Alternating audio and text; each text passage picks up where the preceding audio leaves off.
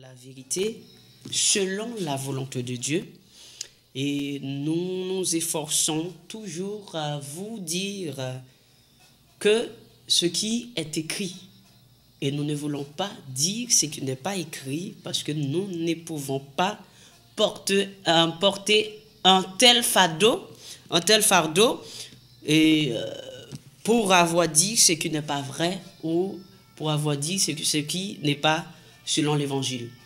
Donc c'est avec un cœur rempli de joie que nous vous retrouvons sur ce plateau de Cassivi. Vous qui regardez pour la première fois ou qui avez l'habitude de regarder 100% évangélique, je vous souhaite encore et encore bienvenue. Et que le Seigneur, notre Seigneur Jésus-Christ, puisse vous bénir et combler abondamment de toute sa grâce dans le nom de Jésus-Christ. Donc, comme vous le savez, nous étions sur un sujet dimanche dimanche dernier. Qui était le sujet? Le sujet, c'était tu mourras un jour, mais la question, c'est où penses-tu aller? Tu iras où? Nous mourrons, mais nous irons où après la mort? Quelle sera notre destination? C'est vrai, mourir, c'est rien. Mais quand nous mourrons, nous irons où? C'est ça la question. Est-ce que nous avons préparé pour aller là où le Seigneur Jésus-Christ a préparé pour les saints? Ou est-ce que nous n'avons pas préparé pour ce lieu plutôt que nous avions préparé pour un autre lieu? Donc, c'est vous qui allez examiner vous-même pour savoir pour qui vous travaillez, pour qui vous êtes en train de travailler. C'est vous qui allez réfléchir et examiner pour savoir est-ce que si vous partez maintenant, quelle sera votre destination? Quelle route prendrez-vous? Allez-vous monter ou allez-vous descendre? Il y a le chemin qui mène à la vie et il y a le chemin qui mène à la mort. Proverbe 15, 24. Et nous l'avions dit dimanche dernier. Donc, je vous invite à invoquer le nom de notre Seigneur Jésus-Christ avec nous. Parce que nous devons l'inviter à participer avec nous, à surtout nous utiliser comme un instrument pour faire inonder sa présence à travers de nous, pour faire, pour faire tomber les écailles de nos yeux. Lui seul peut le faire et nous n'avons pas un autre qui pourrait le faire. Et c'est la raison pour laquelle nous vous invitons, chers téléspectateurs, vous qui êtes d'accord ou qui n'êtes pas d'accord avec nous, nous vous invitons. Si vous croyez au Seigneur Jésus-Christ, si vous avez été enseveli avec lui, je vous invite à invoquer son nom avec nous, afin que nous puissions passer un moment béni dans son amour, dans sa grâce, parce que nous avons besoin de lui en toutes choses. Donc, prions le Seigneur ensemble, au nom de Jésus-Christ. Seigneur, nous bénissons ton nom. Nous savons que nous sommes indignes de nous présenter devant toi. Nous sommes indignes de nous présenter devant le trône. Nous sommes indignes de nous prosterner devant le trône. Parce que Seigneur, devant ce trône sur lequel est trôné le Saint des Saints, ce n'est que, Seigneur, des gens saints qui peuvent se prosterner devant ce trône. Et Seigneur, nous te demandons, dans le nom de Jésus-Christ, ton Fils, à nous aider à nous purifier, à nous dépouiller, afin que nous puissions nous présenter devant ce trône avec un corps, avec un cœur, avec des pensées, des désirs sanctifiés par la parole de la vérité. Afin que, Seigneur, dans ces pensées puissent sortir des paroles édifiantes, des paroles qui peuvent servir à la communication et qui peuvent édifier ceux qui écoutent. Seigneur, nous te demandons au nom de Jésus-Christ d'accorder à nos frères et à nos sœurs la grâce de se prosterner devant ton trône. Nous savons, Seigneur, seulement toi peux nous aider à nous sanctifier, car ta parole a dit que le Dieu de Père vous sanctifie lui-même. Et ce Dieu de paix, lui seul, peut nous sanctifier de tout notre être. L'esprit, l'âme et le corps soient conservés irrépréhensiblement lors de l'avènement de notre Seigneur Jésus-Christ. Seigneur, nous savons, c'est toi qui nous as appelés et que tu es fidèle. Et c'est toi qui le feras. Nous attendons, Seigneur, ta grâce avec patience. Nous nous prosternons devant le trône, attendant que ton esprit puisse nous inonder. Nous nous prosternons devant ton trône, attendons que nous soyons scellés du Saint-Esprit. Nous nous prosternons devant ton trône. Oh Seigneur, attendons que tu puisses nous, Seigneur, jeter dans la piscine. Oh, là où, Seigneur, le trône est installé. Oh, dans de l'eau cristallisée. Oh, Seigneur, il n'y a pas de crasse. Il n'y a pas de fatras, des choses mauvaises dans cette eau cristallisée. Oh, Seigneur, nous attendons à ce que tu puisses, Seigneur, nous toucher. Et nous toucher, Seigneur, de manière à nous transformer, à nous dépouiller. À nous, Seigneur, dépouiller de nos maladies, de nos blessures, de nos déceptions, de nos humiliations, à nous dépouiller, Seigneur, de nos péchés. Parce que nous savons, Seigneur, qu'il y a des choses qui restent encore à l'intérieur de nous. Des choses que nous avons besoin, Seigneur, d'être libérés de ces choses. Et ces choses nous empêchent vraiment de rester, Seigneur, dans ta présence. Nous te demandons de faire la même chose, Seigneur, pour nos frères et sœurs, pour tous ceux qui regardent et qui ont l'amour de la vérité. Père, nous t'adorons.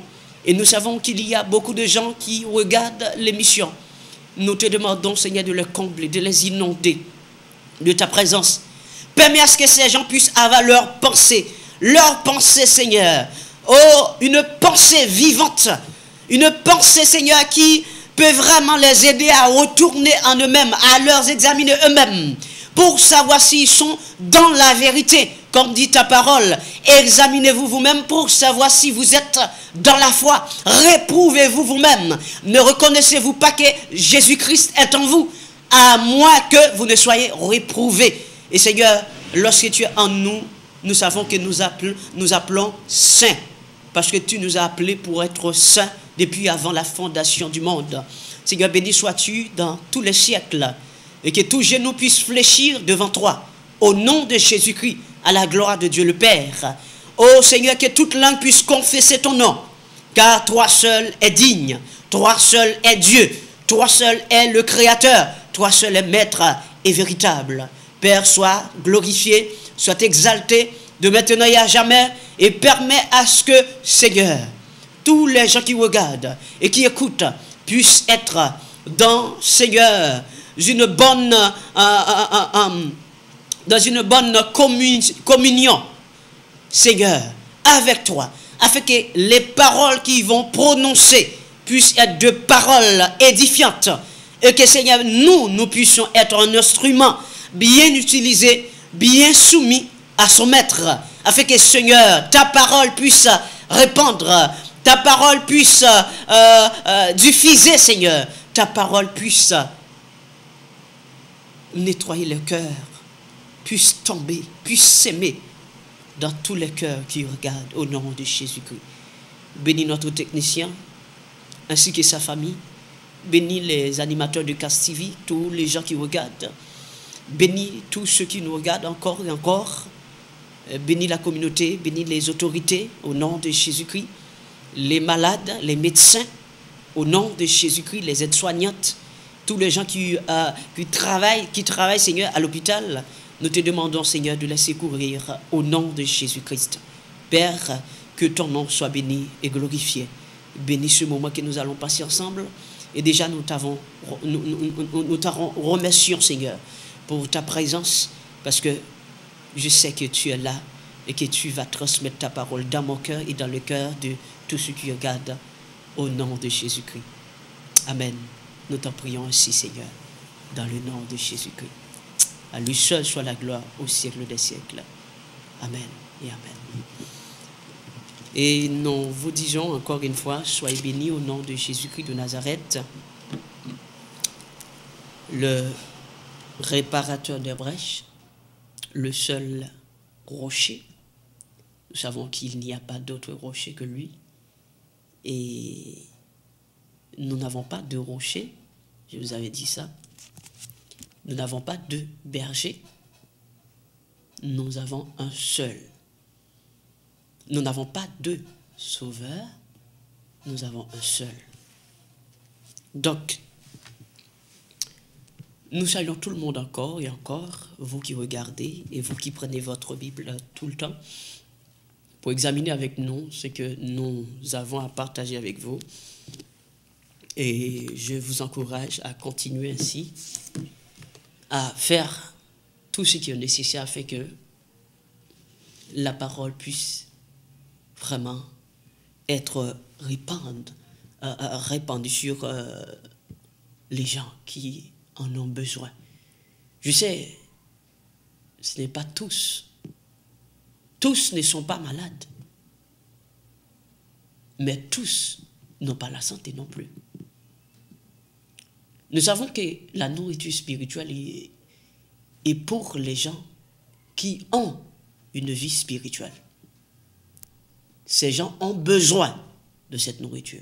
Ils ont besoin de la connaissance. Et tout comme nous avons besoin de la connaissance. Nous savons que c'est un combat.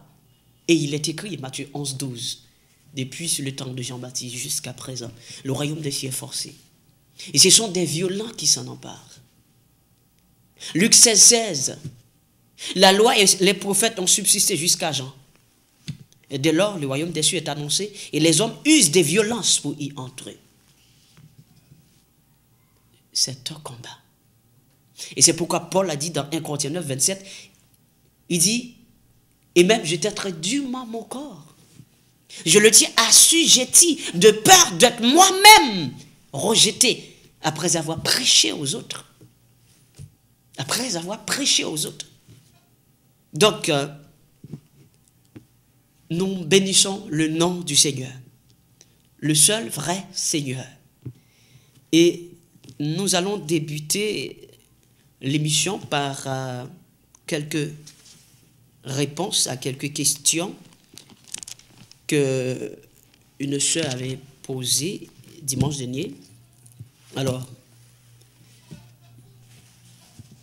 elle avait demandé, vu aux conceptions des témoins de Jéhovah, ou bien au point de vue, j'appelle ça point de vue. C'est tout ce qui est biblique, n'est pas un point de vue, mais c'est la Bible. Mais tout ce qui est selon la pensée d'un homme, c'est un point de vue, frère.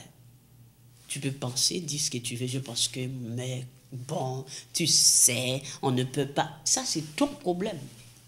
Gardez tout ça pour vous.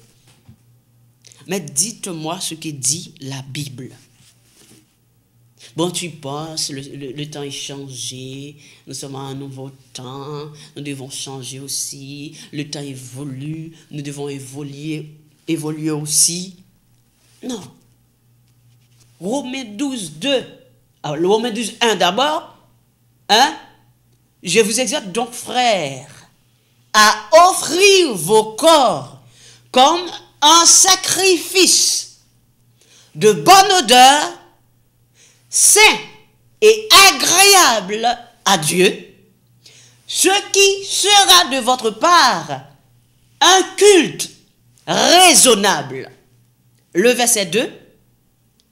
Ne vous conformez pas au siècle présent, mais soyez transformés par le renouvellement de l'intelligence, afin que vous sachiez, afin que vous discerniez quelle est la volonté de Dieu, ce qui est bon, agréable et parfait. Si nous voulons évoluer avec le monde, cela n'est pas parfait aux yeux de Dieu. Cela n'est pas agréable aux yeux de Dieu. Cela est agréable tout simplement à nos yeux. Parce que nous avons oublié que nous avions fait une promesse. En acceptant d'être ensevelis avec Christ par le baptême de la régénération selon Tite chapitre 3, le verset 5. Donc, nous avons été ensevelis avec lui.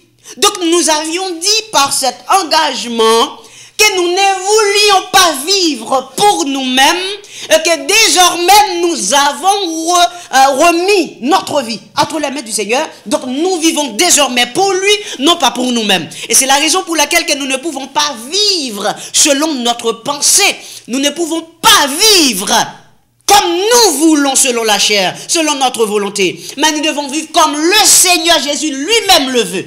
Parce que nous, le vieil homme que nous étions est enterré avec Christ par le baptême de la régénération. Donc, nous sommes des gens de nouveau. Nous avons reçu une nouvelle naissance. Puisque nous avons une nouvelle naissance, donc nous avons une nouvelle vie. Et cette vie, selon Colossiens 3, le verset 4, quand Christ, votre vie, paraîtra, alors vous paraîtrez aussi avec lui dans la gloire. Donc, par le baptême de la régénération, nous avons pour vie Jésus-Christ de Nazareth, parce que c'est lui notre vie selon Colossiens 3, 4. Donc, puisqu'il est notre vie, alors pourquoi voulez-vous vivre pour quelqu'un d'autre, pour vous-même? Vous pensez que la chair va être d'accord avec vous pour marcher dans la sainteté? Vous pensez que la chair est d'accord avec vous pour que vous soyez sanctifiés? La chair n'est pas d'accord. La chair est opposée à la sanctification. La chair est opposée aux bonnes œuvres. La chair est opposée à la prière. La chair est opposée à l'évangélisation, l'hôpital, dans la rue. Vous savez pourquoi? Parce que la chair ne veut que des choses qui sont contraires à la parole de Dieu. Vous savez, l'apôtre Paul l'a dit dans Galates 5. Hein? Il l'a dit. Il l'a bien dit. Et c'est une parole certaine, entièrement digne d'être reçue. Alors, c'est plutôt Colossiens. Paul l'a dit dans Colossiens, pardon. Je dis Galates, mais c'est Colossiens plutôt. Dans Colossiens, est-ce que c'est Colossiens ou Galates plutôt? Attendez, je regarde un peu. Alors, c'est Galates, oui, c'est Galates 5, j'avais raison, Galates 5. Ah, le verset 16, il dit, Galates 5, 16, je dis donc, marchez selon l'esprit et vous n'accomplirez pas les désirs de la chair. Car la chair a des désirs contraires à ceux de l'esprit. Et l'esprit en a de contraires à ceux de la chair. Ils sont opposés entre eux, afin que vous ne fassiez pas ce que vous voudriez. Donc, il dit, si vous êtes conduit par l'esprit, vous n'êtes point sous la loi. Vous savez pourquoi on dit, si vous êtes conduit par l'esprit, vous n'êtes point sous la loi? 1 Corinthiens 2, 14. Il dit, l'homme spirituel juge de tout, mais il n'est lui-même jugé par personne. Vous savez pourquoi il est lui-même jugé par personne? Parce qu'il est un homme spirituel. Elle est une femme spirituelle. Elle marche selon la parole de la vérité, selon la justice. C'est pour qu'elle soit jugée. C'est par la justice. Mais si elle est conforme à la justice, elle est une femme spirituelle. Donc, elle n'est point sous la loi. Parce qu'elle est conforme à la justice. Mais si elle viole la justice de Christ, elle est sous la loi. Parce qu'elle viole la loi. Donc la loi peut punir cet homme, cette femme, pour avoir violé la loi. Le fait d'avoir violé la loi, donc, c'est une violation, et cette violation est punie. Il y a une sentence. Donc, je vais essayer de répondre à la dame. Je ne sais pas si elle regarde la télévision. Je ne sais pas. Mais nous allons voir comment parler un peu de cela. Et je ne voulais pas répondre maintenant, je voulais entrer en plein dans le sujet. Mais comme j'avais dit que j'allais répondre à la question, et elle avait demandé où vont les gens qui meurent dans le Seigneur. Est-ce sous la terre ou bien dans le ciel, ou bien dans le sein d'Abraham? Donc, c'est pour cela que je vais lire la parole. Si elle regarde, elle va elle-même comprendre et examiner la parole pour comprendre où vont ces deux catégories de gens, les fidèles et les infidèles. Parce que la Bible est claire, donc nous devons dire ce que la Bible déclare. Alors, et pour débuter, nous allons prendre ce texte. Je l'avais donné au début lorsque j'ai commencé. Tout à l'heure, c'était Proverbe, ou plutôt, et laissez-moi prendre le livre de Psaume d'abord. Nous allons directement dans Psaume 49. Psaume 49. Nous allons examiner ensemble un peu le Psaume 49 et dans ce psaume, nous allons trouver quelques provisions et surtout réponses. Et de toute façon, dans le sujet, vous allez avoir la réponse dans ce sujet-là. Vous allez avoir toutes les réponses que vous voulez. Seulement suivez attentivement et prenez votre Bible, lisez avec nous à chaque moment. Et puis, avec ça, vous allez avoir la réponse correctement. Et je vais le dire aussi au cours de l'émission. Voilà. Ok. Le psaume 49, chers téléspectateurs. Alors, je vais essayer d'examiner le psaume ensemble et nous allons trouver des provisions. Dans le psaume 49, le verset 2, il est écrit « Écoutez ceci, vous tous, peuple, prêtez l'oreille, vous tous habitants du monde, petits et grands, riches et pauvres, ma bouche », Jésus-Christ a répété cette même parole, ma bouche va faire entendre des paroles sages, et mon cœur a des pensées pleines de sens. Je prête l'oreille aux sentences qui me sont inspirées, j'ouvre mon chant au son de la harpe. Pourquoi craindrais-je au jour du malheur, lorsque l'iniquité de mes adversaires m'enveloppe? Ils ont confiance en leurs biens et se sont glorifiés de leur grande richesse. Les gens qui pensent qu'ils sont riches, qu'ils ont tellement de biens qu'ils ne sont pas égaux des autres. Hein? Et nous allons voir ça tout à l'heure dans une vidéo. Ils ne peuvent se racheter l'un et l'autre, ni donner à Dieu le prix du rachat.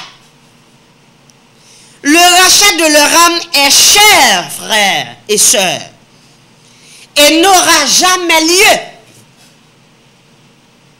Et c'est une parole certaine.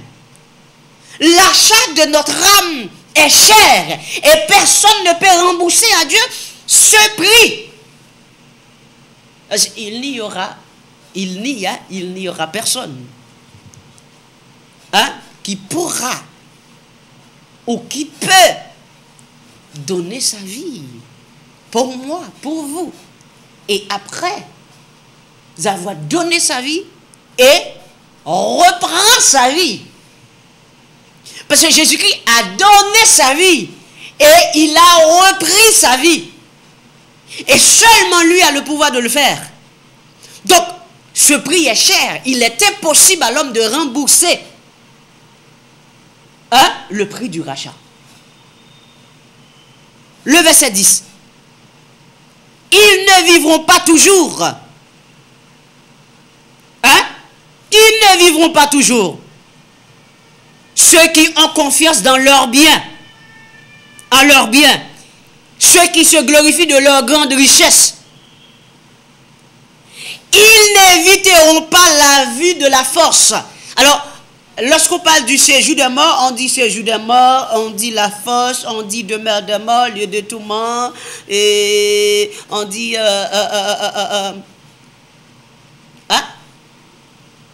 l'enfer, lieu de flamme. Parce que ce lieu-là n'est pas un lieu où vous pouvez vous réjouir. Et ce qui est plus grave en tout cela, c'est que vous allez souffrir. Souffrir éternellement. Parce que si le Seigneur a dit dans sa parole, la fumée de leur tourment montera au siècle des siècles. Donc pour que cette fumée puisse monter, il faut qu'il y ait des tourments, parce que c'est la fumée de leur tourment. S'il n'y a pas de tourment, il n'y aura pas de fumée qui montera. Et quand vous irez dans le séjour des morts ou bien en enfer, parce qu'il y a une grande différence entre enfer et la géhenne. Donc quand vous allez en enfer, ou dans le séjour des morts, ou dans la fosse, c'est un avant-goût. C'est un lieu temporaire. L'enfer est temporaire. Vous allez être fermé pour attendre le jugement. Parce que c'est des pôles. Les justes, les fidèles, les saints, ils montent dans le séjour des morts, dans le sein d'Abraham, pardon. Ils montent dans le sein d'Abraham pour reposer. Les infidèles, les méchants, les injustes descendent dans le séjour des morts. Ils descendent. Ils vont commencer à goûter le tourment qui est préparé pour eux, selon Ésaïe 30, 33, qui est enflammé par le souffle de l'Éternel lui-même, avec du feu et du bois en abondance. Mais pourtant les fidèles, les justes, ils montent dans le sein d'Abraham, dans le lieu de la protection, dans le lieu de repos où le sabbat que Dieu avait réservé pour l'homme. Hébreux 4, le verset 9. Donc, ils se reposent de leurs travaux. Apocalypse 14, 12, 13. Quand les œuvres leur suivent, là où ils se reposent, avec les apôtres, avec les anciens, avec les prophètes, ils se reposent. Ils ont commencé à goûter le paradis. Bien que ce n'est pas encore le paradis, mais ils ont goûté. Ils ont un avant-goût. Et être dans le sein d'Abraham est temporaire, tout comme l'enfer est temporaire. Parce que c'est des lieux. L'un, c'est le contraire de l'autre. Parce que n'oubliez pas, la parole de Dieu a dit que les anciens, les apôtres, les prophètes, ils ne peuvent pas arriver à la perfection complète sans nous, sans l'Église. Ils nous attendent afin que nous puissions arriver ensemble. Et ceux qui sont morts, qui ne sont pas morts en Jésus-Christ, ils descendent. Ils sont en train de goûter au tourment qui sera leur récompense. Et quand on parle de l'enfer, c'est une petite chose. Ce n'est rien du tout. Par rapport au moment Pemba, ça y est la GN, non? Son petit bagage petit qu'elle y est. Donc l'enfer et la GN, c'est différent. Vous êtes en enfer en attendant le jugement, mais vous êtes en train de goûter ce qui est préparé pour vous. C'est un dessert. Hein? C'est quelque chose qu'on te donne avant de te donner. Hein? Je dis que c'est du salade. Vous mangez en attendant le jugement. Pourquoi je dis l'enfer est temporaire? Ou bien le séjour des morts est temporaire? Parce que l'enfer c'est le séjour des morts. Mais c'est parce que dans Apocalypse 20, il est dit que la mer rendirent les morts qui étaient en elle. La mort et le séjour des morts rendirent les morts qui étaient en eux. Et la mort et le séjour des morts furent jetés dans le temps ardent de feu et de soufre. Donc, on peut comprendre que le séjour des morts est un esprit. La mort, tout comme la mort est aussi un esprit. Donc, vous pensez que vous allez... C'est un jeu. Le fait de ne pas avoir la vie éternelle. Vous êtes en train de vous ambiancer. Vous êtes en train de prendre du plaisir. Vous voyez la vérité, vous ne voulez pas. Beaucoup de gens qui voient la vérité, qui disent oui, c'est la vérité. Mais vous faites quoi? Et quand vous mourrez, vous irez où? Hein? Déjà, vous jugez vous-même. Déjà, laissez-moi lire ce texte. Nous allons retourner tout de suite dans Psaume 49, parce que nous n'avons pas encore terminé. Mais c'est pour vous dire le jugement qui vous attend. Parce que Job 15, le verset 1, Job 15, le verset 4, 5, 6. Parce que ces gens-là, je lis ce texte, pourquoi? Vous allez découvrir que vous jugez vous-même déjà. Vous condamnez vous-même déjà. Pourquoi? Parce que vous connaissez la vérité et vous savez là où vous êtes n'est pas bon. Vous entendez la vérité, vous savez que c'est la vérité. Mais vous êtes tellement orgueilleux. Vous êtes tellement, vous avez tellement de connaissances, pourtant vous ne savez même rien du tout. Hein? C'est celui qui sait, qui pense qu'il sait quelque chose, hein? Il a intérêt à apprendre toujours, hein? Parce qu'il n'a rien encore à savoir. Il n'a rien encore su. Donc, quand vous dites, vous connaissez que là où vous êtes n'est pas bon. Vous savez que vous perdez vos temps. Mais vous restez. Mais que dit la parole? Toi, le verset 4, Job 15, tu détruis même la crainte de Dieu. Tu anéantis tout mouvement de piété devant Dieu. Ton iniquité dirige ta bouche. Et tu prends le langage des hommes rusés. Parce qu'on rencontre ces gens qui prennent le langage des hommes rusés en connaissant la parole, mais qui fait semblant comme si tout va bien. Mais non, tout ne va pas bien, frère. Tout ne va pas bien. La mort n'est pas encore arrivée. Tout va bien. Tout ne va pas bien. Le verset 6. Ce n'est pas moi, c'est ta bouche qui te condamne. Parce que vous le dites vous-même que ce n'est pas bon. Le verset 6, Job 15. Ce n'est pas moi, c'est ta bouche qui te condamne. Parce que vous le confessez. Vous savez que là où vous êtes n'est pas correct. Ce n'est pas l'évangile. Vous allez vous fâcher. Vous allez vous déranger. Parce que ce qu'on est en train de faire n'est pas correct, n'est pas conforme. Vous ne les acceptez pas. Vous êtes en train d'assister à des cérémonies des idoles, des cérémonies diaboliques, qui n'est pas l'évangile, mais vous acceptez quand même. Pourquoi? Parce que votre orgueil vous dirige. Votre orgueil vous égorge. Mais non, mais la parole dit, ce sont tes lèvres qui déposent contre toi. Vous n'allez pas dire que vous ne saviez pas la vérité, vous n'entendiez pas la vérité. Vous entendez la vérité. Mais votre orgueil vous empêche d'accepter la vérité. C'est tout comme les gens qui disent, type Patrick, vous êtes orgueilleux. Patrick n'est pas le maître de l'évangile. Il n'est rien du tout. Rien. C'est juste une grâce. Une grâce que le Seigneur a accordée. Tout simplement. Mais ce n'est rien d'autre. Rien d'autre. Parce que quand vous allez descendre, vous aurez besoin de retourner, hein, de demander à Dieu une dernière chance. Vous n'êtes pas convaincu, vous avez dit, Seigneur, fais-moi, donnez-moi une dernière chance. Mais le Seigneur a fait grâce. Et il a fait grâce une seule fois. Et c'est ce grâce-là dont vous avez. Et que vous prenez cette grâce pour faire désordre. Pourtant, vous écoutez la parole, vous entendez la parole. Mais vous allez être jugé par vos propres paroles parce que c'est votre bouche qui a déposé contre vous. Donc, dans Psaume 49, le verset 11, déjà le verset 10 dit, ils ne vivront pas toujours, ils n'éviteront pas la vue de la force, car ils la verront. Les sages meurent, les sensés et le stupide périssent également, et ils laissent à d'autres leur bien. Ils s'imaginent que leurs maisons seront éternelles, que leurs demeures subsistent d'âge en âge, et dont les noms sont honorés sur la terre.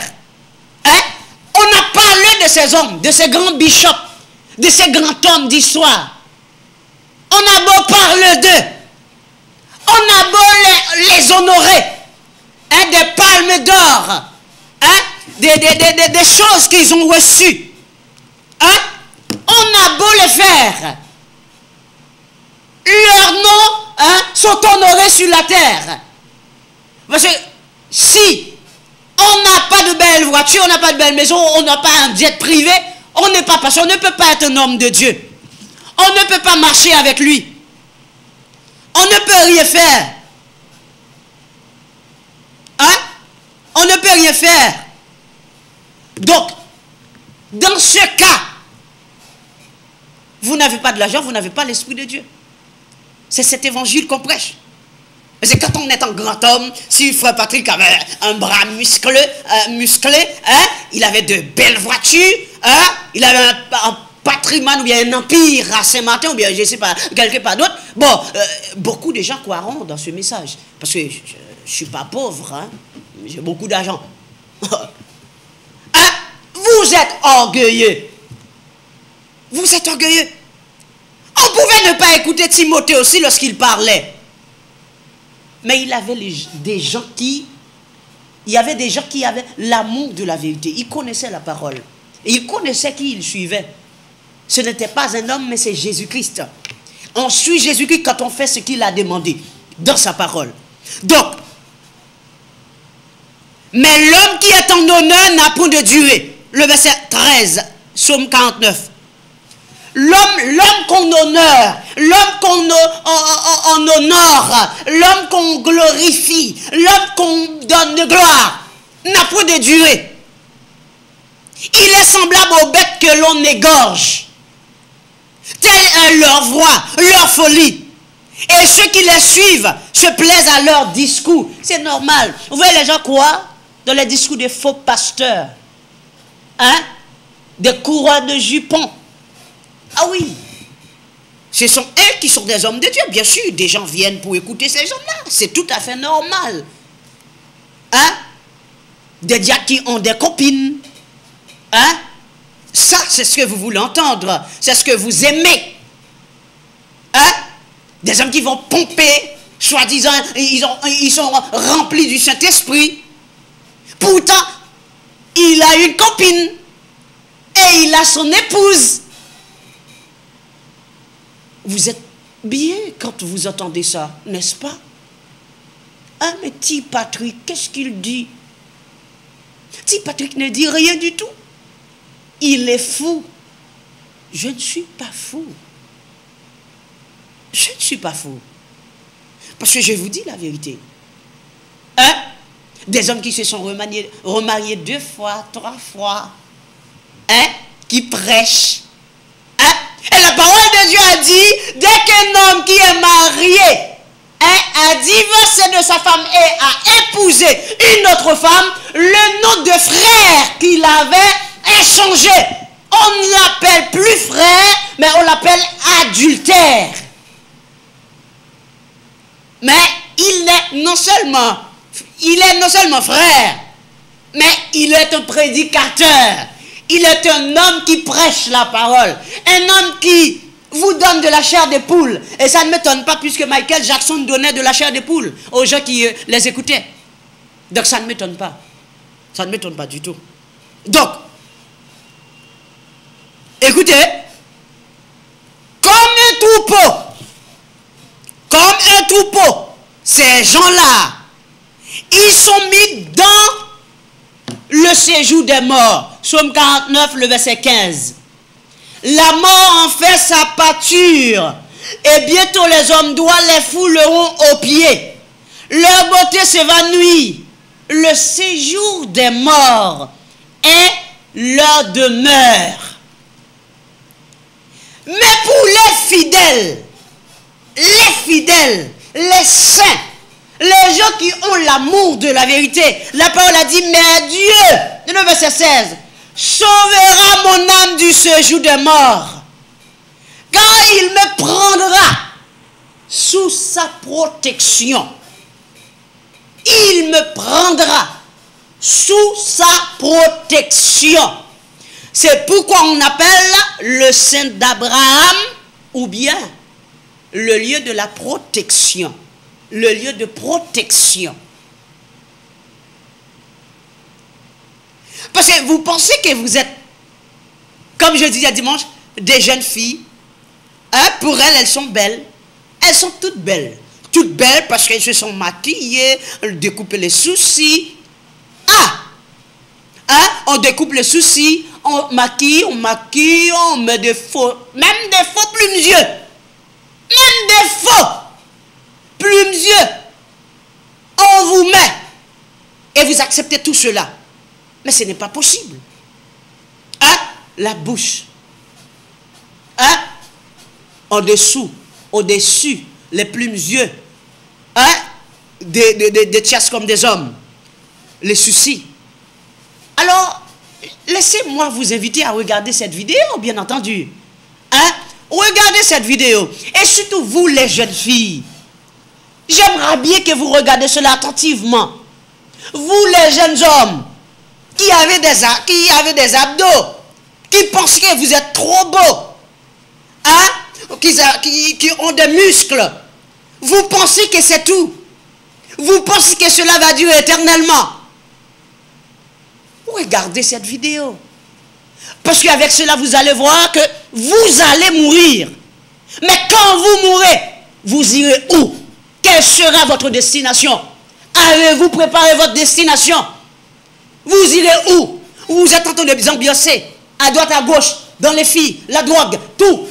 Tous ceux qui sont mauvais. Vous faites tout. Mais vous ne pensez même pas à Dieu. Vous n'avez pas le temps pour Dieu. Vous n'avez pas le temps de prier. Même dans les églises. Maintenant, ils ont changé le système d'enseignement biblique. Comme ils ne l'avaient jamais. Mais c'est devenu pire. Comme dans les écoles. Vous voyez que le système éducatif a complètement changé. Parce que maintenant, quand vous avez les enfants, ils peuvent être en troisième ou en quelque chose classe là. Ils ne connaissent rien. Vous savez pourquoi? Parce que le système a changé. Nous avons des enfants qui sont devenus illettrés de jour en jour. Vous avez votre responsabilité personnelle à prendre envers votre enfant pour l'aider à comprendre et à apprendre à l'école. Parce qu'à l'école, on ne les apprend rien, presque rien. On s'en fout des enfants. Longtemps, quand on avait des gens qui avaient été à l'école, ce sont des gens même en 5e, 6e, c'était des philosophes. Des gens qui pouvaient écrire n'importe quelle lettre. Maintenant, vous savez quoi? Les enfants ne peuvent même pas lire. Ils ne peuvent même pas faire un exercice. L'éducation est devenue, de temps en temps, on réduit l'efficacité intellectuelle des élèves dans l'enseignement. Parce qu'on réduit ce qu'on devait leur donner pour que ces gens puissent être des hommes forts. Mais pourtant, les grands de la terre, leurs enfants sont dans des écoles spécialisées. Parce que eux, ils doivent nous contrôler, nous guider. Mais nous, nos enfants, vont rester illettrés et ne peuvent même pas occuper aucune poste. Parce qu'ils doivent nous conduire. Mais si vous ne prenez pas Jésus, vous ferez quoi? Vous allez vous écraser toute la journée, travailler jour et nuit, sans que vous n'aurez rien à la fin. Mais pourtant, Jésus-Christ, que vous devriez préparer dans votre vie, vous négligez cela. Donc le système de l'église est comment? C'est que l'église maintenant, les gens n'ont plus de Bible. Allez dans les églises. Majorité des gens n'ont pas de Bible. C'est un portable, un téléphone portable. Ils n'ont même pas honte de s'adapter au siècle présent. Ils n'ont même pas honte. Déjà l'église, ce bâtiment, c'est ces bâtiments-là qui les transforment comme ça. Les gens n'ont pas le temps de lire. Ils ne lisent pas la Bible, ils n'ont pas de Bible. Et très bientôt, on n'aura même pas de Bible en main. On aura la Bible comme on l'a déjà, sur des téléphones portables. Et c'est la raison pour laquelle les gens n'ont pas le temps d'examiner la parole de Dieu. Quand on leur dit quelque chose, ils le prennent mal. Parce qu'ils ne lisent jamais la Bible. Jamais. Et quand on fait lire un verset, eh bien, le texte est projeté sur un écran géant. Donc, je n'ai pas besoin de prendre une Bible. Pourquoi j'y vais dans la réunion avec une Bible, puisqu'il y a un écran géant? Eh bien, les gens deviennent plus illettrés, ignorants de la parole de Dieu. Ils sont devenus plus ignorants, parce qu'ils n'ont pas de Bible.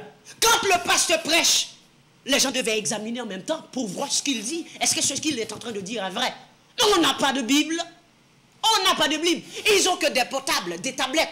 Mais sur les tablettes, c'est le monde, oui, qui est le monde de la prostitution, le monde de l'homosexualité qui est dans l'église, à l'intérieur de l'église. Donc ils ont leur portable. Au moment qu'ils sont à l'intérieur de cette assemblée, de ces bâtiments-là, eh bien, ils peuvent regarder des trucs des gens nus, des trucs de la prostitution, de la pornographie aussi. Ils peuvent regarder cela, étant à l'intérieur d'un bâtiment qu'on appelle l'église. Vous ne voyez pas ça? Les gens n'y connaissent rien. Les champs, écran géant. La Bible, écran géant. C'est les portables. On n'a pas de Bible. Mais marquez-le. Vous le verrez. Vous le verrez. Et essayez de faire un bilan au sein de ces bâtiments qu'on appelle l'église. Les gens ne savent rien du tout à propos de la Bible. Rien. Ils écoutent seulement quelqu'un qui dit leurs pensées, leur voyage aux États-Unis ou partout, mais ce que dit la Bible, ils ne connaissent pas. Et c'est pourquoi ces gens, ce qu'ils ont comme repère, ce sont des insultes. Hein? Parce que ce qui est important, c'est leur belle voiture, leur belle maison, de vivre bien, tout simplement. Vous pensez que vous avez de tout à manger, à vivre? C'est ça? Vivre bien? Vivre bien, c'est d'avoir Jésus-Christ dans sa vie. C'est être appelé saint, vivre bien. Quand je dis être appelé saint, c'est avoir le Saint-Esprit dans sa vie. Sans le Saint-Esprit, on ne peut pas vivre bien. On peut avoir de quoi manger, une belle voiture, une belle maison, une belle femme. Mais on n'est rien. Quand on partira, on ira où? Si vous êtes tombé malade, on vous dit que vous allez mourir, vous allez faire quoi? Qu'est-ce que vous allez appeler qui? Qui vous allez appeler? Au lieu, les gens se réunissent pour appliquer la parole de Dieu. On met dans un coin les portables, les écrans géants, on jette ça dans un coin. Que les gens aient des recueils. Au moins, ils auront le temps d'examiner. Pendant qu'ils regardent en examinant la parole, ils écoutent, ils chantent, ils examinent les phrases. Maintenant, on a des écrans géants. Parce qu'on proche des films. On est dans une salle de cinéma. Et c'est la raison pour laquelle les gens n'ont pas le temps. C'est que dans leur portable. Portable. Non, pas la Bible. Vous êtes sur Facebook des heures. Mais la Bible, pendant combien de temps? Même pas une minute. Vous passez des heures devant un ordinateur. Mais combien de temps vous passez pour prier? Quand vous commencez à prier pendant une minute, vous n'avez même pas une minute. Vous pensez, oh oui, je devais aller au market. Oh regardez, je n'ai pas encore envoyé l'argent pour ma mère. Pendant que vous priez. J'ai rendez-vous avec une telle. Vous priez. Pourquoi? Vous n'êtes pas consacré. Vous n'êtes pas consacré. Et c'est ça la différence entre les chrétiens primitifs et les chrétiens d'aujourd'hui. Parce que les chrétiens d'aujourd'hui, ne se sont pas consacrés à Dieu. Ils se sont consacrés aux choses du monde, au plaisir, aux ambiances, non pas dans la prière, non pas dans la prière, ils n'ont pas le temps. Ils n'ont pas le temps pour cela. Pour faire des ordres, oui. Pour insulter des gens, oui. Pour voler, oui. Pour escroquer, oui. Ils ont le temps pour faire tout ce qui est mal. Mais faire ce qui est selon la Bible, non. Mais comme dit la parole de Dieu, comme dit la parole de Dieu, comme un troupeau, Psaume 49, le verset 15, comme un troupeau, ils sont mis dans le séjour des morts. Comme un troupeau. Alors pensez-vous que vous allez aller dans le séjour des morts comme des troupeaux? Dans le séjour des morts. Parce que vous n'avez rien fait. Jésus-Christ est libre. Vous devez l'accepter. Vous ne voulez pas. Vous voulez vivre comme vous voulez. Pour vivre dans le désordre. Pour que vous puissiez faire ce que vous voulez. Vous n'aimez pas la justice. Vous n'aimez pas les ordres. Vous n'aimez pas la Bible. Et ce n'est pas un homme qui allait vous juger. C'est la parole de Dieu. Ça, le juge, c'est la parole. Alors, vous êtes belle. Toute belle. Découpez les soucis. On voit les chrétiens maintenant, enfin les soi-disant, entre guillemets, les chrétiennes s'habillent comme des païens avec des baguilles. On disait ça dans un journal, quelqu'un me parlait de cela. On dit que ce sont ces femmes qui attirent les hommes du monde à leur violer, parce qu'ils se sont trop exposés. Mais quand vous vous exposez ainsi, pensez-vous quand vous mourrez, vous irez? Vous irez où? Comme des femmes qui se disent des femmes chrétiennes, dans leur rue en train de faire des soins avec des petits baguilles, des petits collants, avec leur corps pincé, le trace-kilote qui paraît dans leurs vêtements, avec leurs soucis découpés. Vous faites quoi? Vous perdez vos temps. Alors vous pensez le fait que vous faites de vous faire belle, donc c'est ça la vie éternelle, c'est ça être spirituel. Non, ce n'est pas ça. Ce n'est pas ça. Je sais que le travail est difficile, le travail est dur pour dire la vérité et pour marcher dans la vérité. On aura des persécutions, des attaques, des menaces. Ce n'est rien. Ce n'est pas un problème. On peut vivre ainsi, puisque le Seigneur est à l'œuvre. On va continuer. Mais vous allez où? Vous faites trop de choses. Vous faites trop de choses. Vous décalez vos visages. Vous défrisez. Vous faites tout pour vous rendre belle, comme si vous n'êtes pas belle. Ce sont ces choses chimiques qui vont vous rendre belle. Mais regardez, hein. Regardez Naomi Campbell. Regardez Arnold Schwarzenegger. Regardez ces deux personnalités très fameuses. Regardez-les et soyez bénis. Bonne écoute. Et on revient tout à l'heure.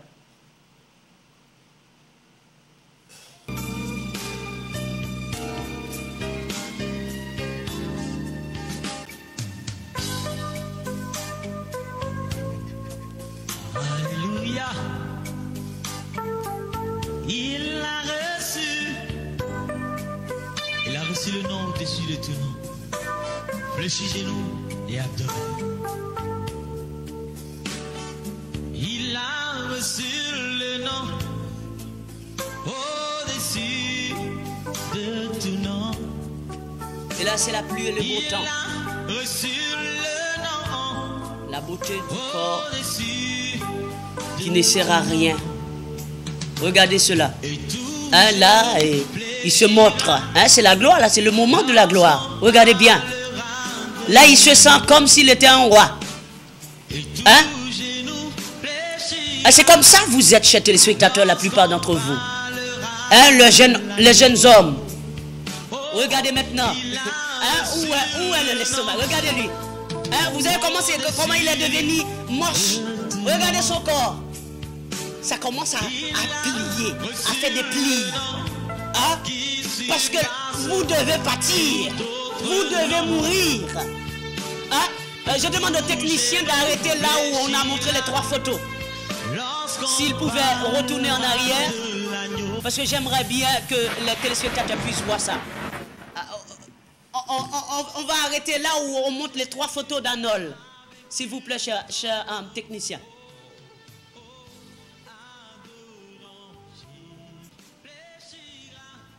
Parce que peut-être que vous pensez quand vous avez un corps musclé, vous êtes le roi de la terre. Hein? Vous avez des estomacs. Mais vous n'avez jamais pensé à Jésus-Christ. Vous n'avez jamais pensé que le corps doit décomposer. Hein? Vous êtes en train de composer le corps. Mais le corps doit décomposer. Hein? Le corps doit arriver à un moment où le corps doit, hein, en tant que poussière, hein, doit décomposer. Hein? Les gros muscles, les gros estomacs doivent décomposer. Alors regardez, on va surtout arrêter un petit peu là où on a montré les 3 photos.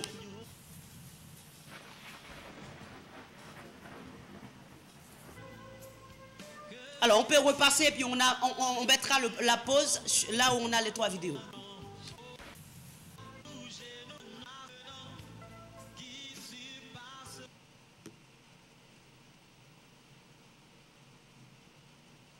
Voilà. Alors, regardez bien, chers téléspectateurs. Regardez sa tête dans la 3e photo, juste à votre droite. Hein, vous voyez Arnold? Hein, ça c'est Arnold, le fameux acteur. Le gouverneur de je crois, Californie, si je ne me trompe pas. Est-ce que vous voyez cela? Regardez les jeunes gens qui regardent la télévision. Regardez bien. À quoi ça sert de vous donner la gloire? À quoi ça sert de vous détruire, hein, dans les plaisirs du monde qui ne servent qu'à votre ruine? Vous allez partir. Vous mourrez. Mais maintenant, il ira où? C'est vrai, il a été glorifié. C'est vrai, il a été honoré. C'est vrai, on l'a acclamé. Hein? Il a eu beaucoup de palmes d'or. Mais maintenant, il va où? pourquoi ne reste-t-il pas comme il était? Peut-il se gonfler les poitrines encore? Hein? Peut-il faire le plus beau ou beau encore? Il ne peut pas le faire. Le temps est à la pluie. Donc, il n'est pas bon de rester dehors. Et il n'est pas bon à ce que le temps vous attrape dans cet état, dans le monde. Bien qu'il a encore un peu de temps. Hein? Il a encore un peu de temps pour accepter Jésus. Regardez bien. Hein? Hein? Vous voyez les photos avec la jeune femme là qui tient son bras. Hein? Il a de gros bras. Hein? Et les jeunes femmes aiment les gros bras. Hein? Ces bras-là, les jeunes femmes aiment ça. Mais pourtant, ce n'est pas ce que vous devez aimer. C'est plutôt Jésus-Christ de Nazareth. C'est plutôt l'original, la personne même, hein, qui a la pensée de Dieu, qui peut vivre pour le Seigneur. Nous allons continuer la vidéo et continuer à regarder. Voilà, nous avons là Naomi Campbell. Hein, regardez Naomi Campbell quand elle était petite. Hein, elle était petite. Ça va commencer à venir. Ouais. Là, elle est belle. Hein, elle croit. Hein, tu te crois belle, sexy, séduisante, charmante. Hein? Donc, parce qu'on parle de sexy. Hein, là, ouais, c'est belle. C'est elle. C'est la gloire. Regardez ça. C'est comme une étoile. N'est-ce pas? Regardez bien. Hein? Hein, ça, c'est une étoile. Hein? Hein? Le top de la mode. Regardez là. En train de défiler toute nue. Hein? Regardez là, comme une prostituée. Regardez. Hein? C'est le maquillage. Est-ce que vous voyez son visage? Ces faux soucis là. Est-ce qu'on peut avoir des femmes chrétiennes ainsi? Non. On ne peut pas avoir des femmes chrétiennes ainsi. Regardez. Donc là, ils embrassent des hommes. Hein? C'est des hommes qui l'embrassent. Regardez, les gars, regarde sa tête. Maintenant, c'est avec des femmes. Parce qu'il en a marre avec les hommes. Regardez ça. C'est avec des femmes là maintenant. Voilà. Vous voyez ça? La beauté, Naomi Campbell. Hein? La beauté charnelle est éphémère. Regardez comment elle est laide là. Regardez bien. À quoi ça? Regardez. Même un pause, cher technicien. Un pause là, juste là. Regardez bien, chers téléspectateurs. À quoi tout cela sert? Vous les jeunes filles. Hein? Qui déprave vous-même dans le monde, qui détruit vous-même dans le monde. À quoi tout cela sert? Vous êtes belle, c'est vrai, mais vous allez finir. Vous allez finir. Vous allez vous détruire. Il n'y aura rien pour vous. Et vous pâtirez, vous mourrez. Regardez là. À quoi cela servait-elle? Juste pour un moment?